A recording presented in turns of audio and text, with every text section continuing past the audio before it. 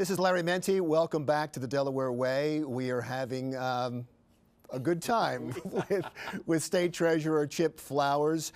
I wanted to talk about someone else you're having a problem with, the state auditor, Tom Wagner. No problems with Tom. Well, he came out with a report saying that your office and you individually have had some problems with your state credit card and your travel expenses. Last week, you had a news conference saying that the travel audit cleared your name. It did. Do you stick by that? Oh, yes. And anybody who read the report said, you know, the issue had always been that the state's largest paper, the News Journal, had been making accusations that I used my card for personal expenses and not for legitimate business travel, which the report showed was not true. What the report found that I did, along with the governor and other people, is that there was one form, literally one form that this has all been about, one form in the office that it's a travel form that our employees fill out that says, you know, Johnny is hereby authorized to go travel to Texas for a conference, signed by your supervisor, signed by the treasurer. Well, this is something that the governor and I actually do agree on, is the fact that the form, when we sign it out for ourselves, it's like we're authorizing ourselves to travel. So it's like, I, Chip Flowers, as head of the Treasury, hereby authorize myself to go travel to this place, signed by Chip Flowers. So that's what the auditor was saying. It's a form that's important in process because you can say, well, the treasurer signed off on himself traveling, but as a practical matter, I think all of us as elected officials said, well, this is an odd form, because people get a copy of this form and they said, well, that doesn't mean anything because you just signed off on yourself to go, and by you signing off, it becomes legitimate. So that's why I think the auditor's office was correct in saying they got to reform it. I mean, no one has a problem with filling out the form. It was just but it's not just the form, it was cash money. I mean, you had your deputy state treasurer repay some money, so there was money involved. So that's a separate issue. And the conduct of my deputy state treasurer, I've always said I've apologized for, because clearly we should have known what she was doing, and we've changed the process of procedures. Was that just a form? No, that was a little bit of a combination of, I think the warning systems went off when she made the personal charges, but it never got reported to me for action. And I think it was a combination. So the deputy state treasurer did fill out the forms on most occasions, but the problem was the fact that the way that the office used to run was that the deputy, as a chief of staff, would approve everybody's travel, including her own. That's going back to even when the governor was treasurer. That process stayed in effect. The problem was that it's almost like kind of with I always say with the cash management policy board, who's checking the checker, right? So nobody was checking the checker, who was the deputy state treasurer, and as a result of that, that's why the system broke down, because when she was making personal charges, again, signing the form, authorizing herself, as you can see, that's not a good idea. So I think that's why the system needs to be revamped. It's a separate issue. It's the same issue, is it no, not? it's the same issue, meaning the fact that, you know, same issue with the form, but her making personal charges was a separate issue, because obviously I didn't make personal charges. No one else in our office made personal charges. Everything, all the travel was fine. It was just that individual. But the process and the procedures, you are correct. That need to be modified and corrected, and we've done it as well. They went back to Auditor Tom Wagner. He said, quote, "Without knowing fully what we did and did not specifically verify, it's an absolution I cannot give." Well, again, there's only one newspaper that has printed that quote. That is the News Journal. So I think people know that my relationship with the News Journal is about, as well as my relationship with the governor. Are you saying the News Journal lied? No, I'm not saying that. I'm just saying everybody else said it cleared. There was one paper, the News Journal this was their lead story, and I think they were trying to keep it going. The auditor's office, let's put it like this. What's a scary thought? How does the auditor's office release a report and say, I don't know what my own report says and I can't clear the man? That quote doesn't even make sense. So come on. Yeah, he's not. I mean, that quote doesn't make sense. He is not saying you did it. What he's saying is, I don't know.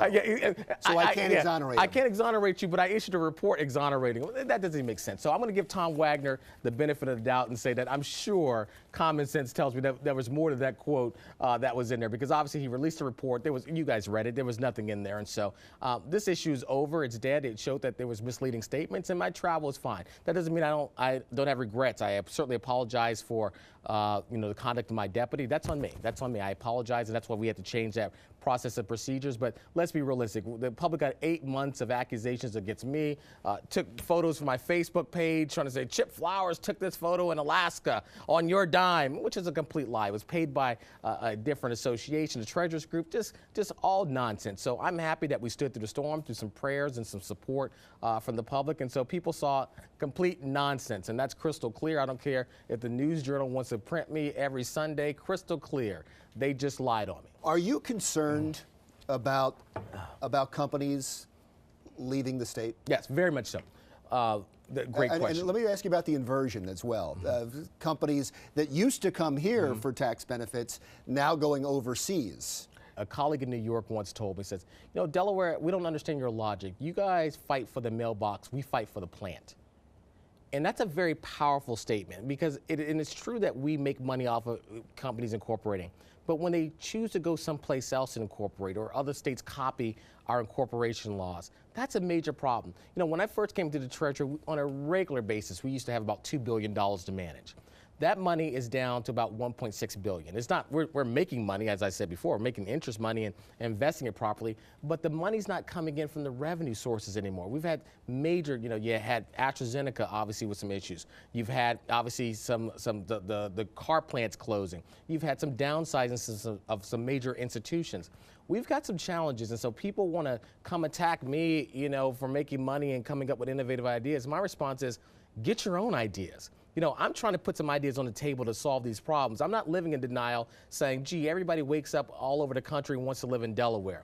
I don't know what world you're living in, but we got to get to reality. The governor, when he was sitting here, denied that companies come to this state for the tax policies, that they don't come here to save money. He said that the taxes here are the same as everywhere else. Well, the governor can have his opinion on that. Listen, I'm a small business owner. I incorporated here in Delaware.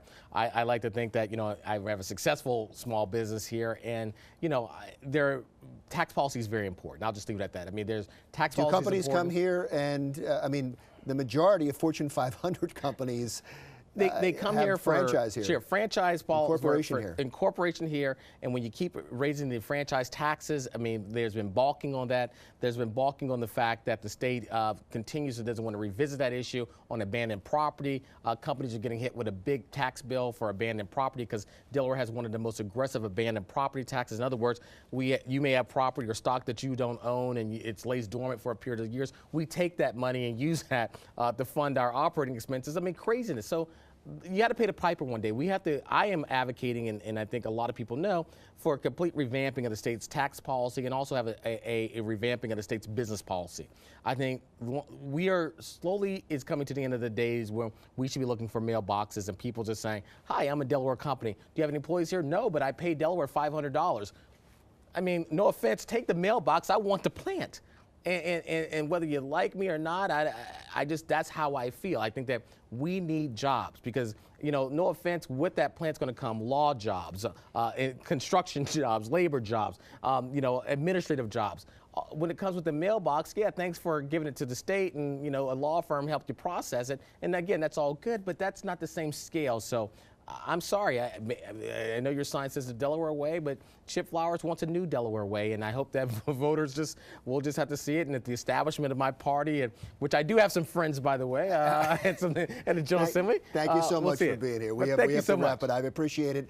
And if you're wondering, Sean Barney, your Democratic opponent, we also put out an offer for him to appear on the show, and we are awaiting an answer. We'll be right back with some final thoughts.